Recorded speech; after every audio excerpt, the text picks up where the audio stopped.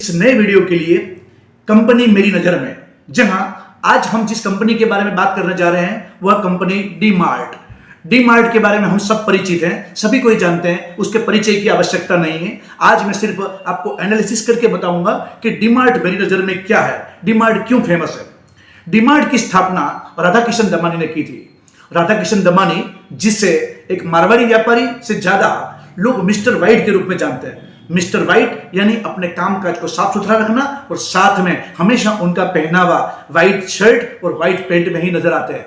वैसे देखा जाए, आप YouTube सर्च कर लीजिए या कोई अन्य वीडियो, आपको राधाकिशन दमानी का कहीं भी कोई इंटरव्यू नजर नहीं आएगा, कहीं उनकी बातें या उनके क्लिप्स नजर नहीं आएंगे। क्यों?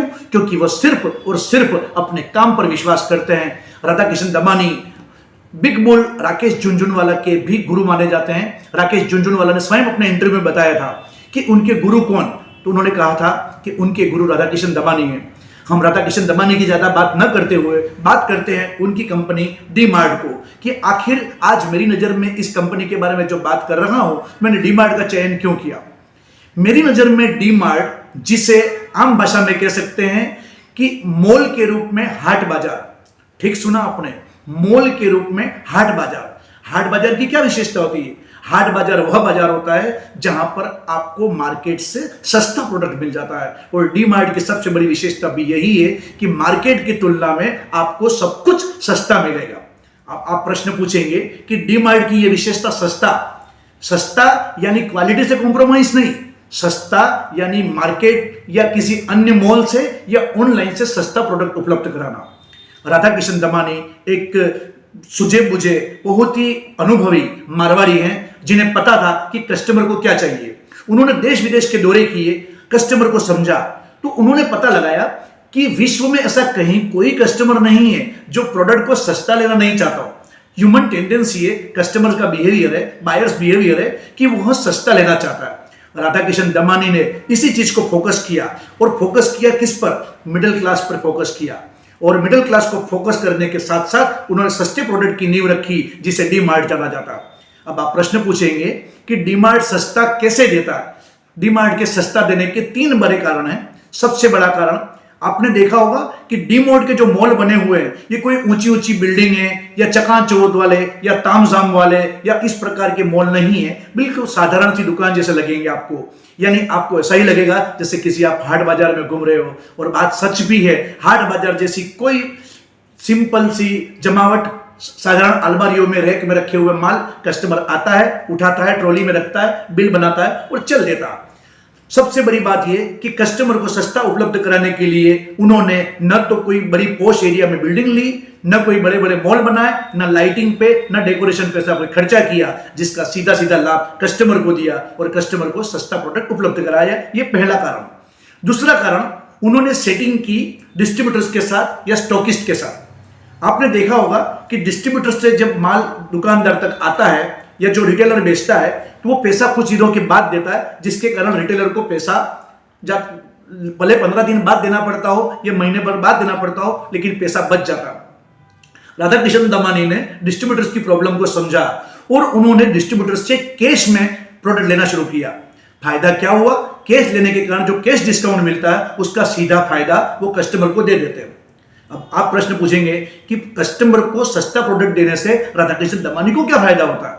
कस्टमर तो फायदे में चला गया, उसको तो हाट बाजार मिल गया, लेकिन राधाकिशन दमानी को क्या फायदा? राधाकिशन दमानी को जो फायदा मिलता है, उदाहरण के तौर पर मान लीजिए कि मार्केट के किसी पड़ोस के शॉप में या ऑनलाइन एक प्रोडक्ट 10 रुपये का आता है, साबुन मान लो 10 रुपये का आता है, तो यही डी मार्ट में यह साबुन 8 रुपये का आता है। अब कस्टमर की टेंडेंसी देखिए, जब अपने घर से कोई व्यक्ति गाड़ी लेकर के डी मार्ट तक आता है, तो एक साबुन परचेस करके नहीं जाएगा, क्योंकि वो मार्केट की तुलना में सस्ता है। वो डेफिनेटली 4, 5 या 6 साबुन लेके जाएगा, यानी कि टर्नओवर का बढ़ जाना। जैसे जैसे टर्नओवर बढ़ता है, वैसे वैसे मार्जिन ऑटोमेटिकली बढ़ता है। राधाकिशन दमानी ने इसी स्ट्रेटेजी का उपयोग किया और अपने टर्नओवर को करोड़ों रुपए का टर्नओवर कर दिया, जिसके कारण से सबसे बड़ा बेनिफिट कस्टमर को दे देते हैं और कस्टमर को सस्ता उपलब्ध कराते हैं। तो 2 कारणों से प्रोडक्ट सस्ता है। पहला तो ये कि बड़े बड़े शॉपिंग मॉल जैसा कोई तामझाम का खर्चा उनके पास नहीं है। दूसरा, टर्नओवर करते हैं। और तीसरी बड़ी बात कि उन्होंने अपनी खुद की बिल्डिंग पर आप देखिएगा डीमार्ट जितने भी हैं पूरे इंडिया के अंदर, जितने भी जहां भी हैं, वो कोई पोश एरिया में नहीं है बल्कि रिहायशी इलाकों में है, जहां लोग रहते हैं ऐसे एरिया में है। उससे बेनिफिट क्या मिलता है कि कॉमर्शियल प्रॉपर्टी उनको कम रेट में मिल जाती है। दूसरा बेनिफिट ये कि मिडिल क्लास लोग आसानी से उस जगह को अप्रोच कर लेते हैं। और तीसरा सबसे बड़ा फायदा, प्रॉपर्टी तो अपनी हुई ना, आज जो प्रॉपर्टी उन्होंने परचेस की है भविष्य में उसके दाम तो बढ़ेंगे ही ना। ये दूरदर्शी सोच दमानी को बहुत आगे ले गई। और आज आप देख रहे हैं कि ऑनलाइन मार्केट भले कितना बढ़ जाए, रिटेल मार्केट पर उनके डिमांड पर कोई असर नहीं हुआ है। और लगातार उनकी अमीरी का, उनके टर्नओवर का और उनके बिजनेस का ग्राफ बढ़ता जा रहा है। आप जानते हैं, शायद जरूर जानते होंगे कि राधाकिशन दमानी इंडिया के टॉप 10 बिजनेसमैन में नाम आते हैं। एक समय वो इंडिया के दूसरे सबसे बड़े अमीर व्यक्तियों के शुमार थे। और भविष्य में अगर इसी प्रकार का क्रम चलता रहा तो राधाकिशन दमानी का वो दिन दूर नहीं जब वो एक बार पुनः सिरमौर हो जाएंगे अमीरी के ग्राफ के अंदर। अगली बात कि आज उनका जो मूल मंत्र है, जो सबसे बड़ा मंत्र है, वो कस्टमर को सस्ता देना है, लेकिन क्वालिटी के साथ समझौता नहीं करते। आप देखिएगा कि जो प्रोडक्ट मार्केट में या ऑनलाइन में जितने रुपए का मिलता है उससे कम रेट के अंदर राधाकिशन दमानी दे देते हैं। यानी क्वालिटी पे कॉम्प्रोमाइज नहीं, सर्विस में कोई कॉम्प्रोमाइज नहीं और रेट सस्ता देना।